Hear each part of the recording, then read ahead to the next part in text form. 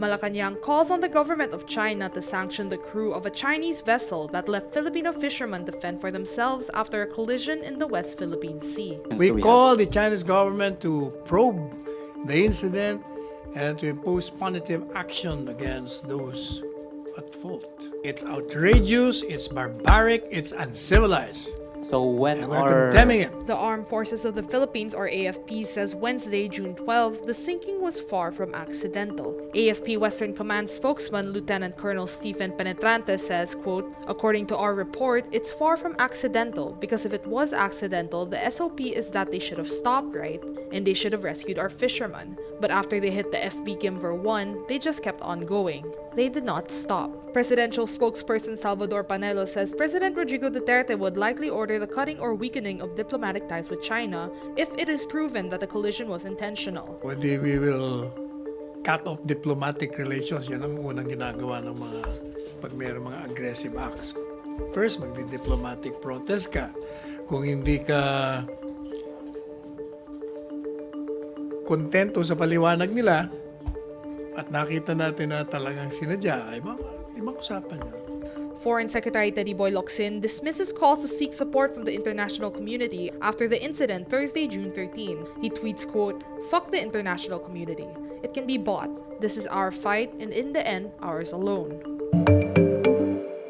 Defense Secretary Lorenzana is now unsure if the vessel that sank a Philippine boat on Wednesday, June 12 was Chinese in the first place. In a text message, Lorenzana tells Rappler the government is sticking to his earlier statement.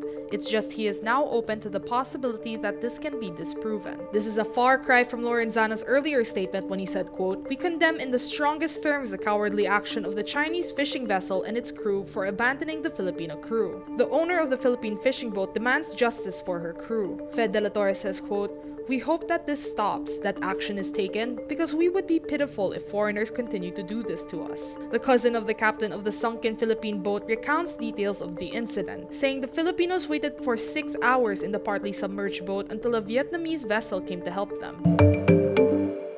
Vice President Leni Robredo urges the Supreme Court sitting as a Presidential Electoral Tribunal, or PET, to rule on the revision of pilot provinces, claiming clear victory versus Bongbong Marcos in the electoral protest Thursday, June 13. Robredo's motion reads, quote, "Without preempting the resolution of the Honorable Tribunal, the result of the revision, recount, and reappreciation of the ballots clearly confirmed the victory of protestee Robredo. The recount was conducted in the provinces of Camarines Sur, Negros Oriental, and Iloilo as selected by Marcos. The Robredo camp claims the lead has grown to 279,215, or an increase of around 15,000 votes. Marcos's lawyer Vic Rodriguez calls these claims misleading. He says, quote, "What they have at the moment are all self-serving assumptions meant to mislead. The recount started April 2018. Veteran actor Eddie Garcia is still on life support and remains in critical condition days after an accident June 9 that left him comatose. The accident happened on the set of his new teleserye with GMA7 Network. This was confirmed by the Garcia's family spokesman Antonio Rebosa. Rebosa says, quote, "Right now, he remains to be in very critical condition. He's just being kept alive by medicine. He's actually on life support because of the fracture he sustained. Prognosis is very bad." He clarifies the family might be contemplating a do not resuscitate or DNR order, but are not withdrawing life support contrary to earlier reports. Rebosa says they have spoken with GMA7 management and they were, quote, "gracious enough to offer help with the hospital bill." He also says the family has been assured that GMA was investigating the incident where no medical team was on the set during the taping of action scenes. In a viral video circulating on social media, Garcia can be seen tripping on a wire on the set of the teleserye. The worst political unrest since handover to China rocks Hong Kong Wednesday, June 12. Police fired tear gas and rubber bullets to disperse protesters who tried to storm parliament and blocked roads in the financial hub.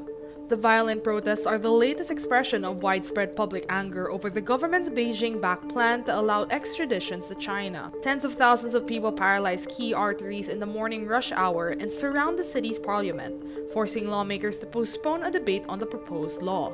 Stocks are also affected as banks and businesses close shop and unions encourage members to miss work. Hong Kong Chief Executive Carrie Lam says, quote, "The rioting actions that damage peaceful society, ignoring law and discipline, is unacceptable unacceptable for any civilized society. Pro-Beijing leader Lam is known to be pushing hard for the bill, staking her political reputation. Authorities say 22 people were injured in the protests, with wounded police and protesters seen being carried away.